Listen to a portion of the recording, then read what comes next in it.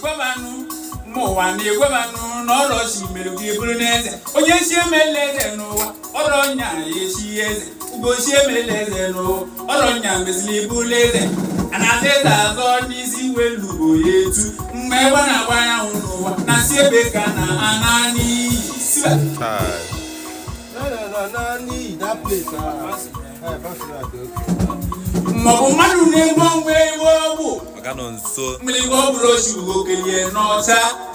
Can we go like this one? Yeah, it's okay. Okay, it's okay.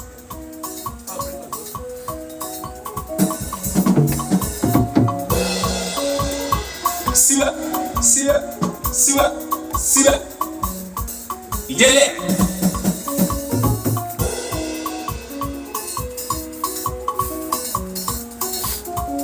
iPhone,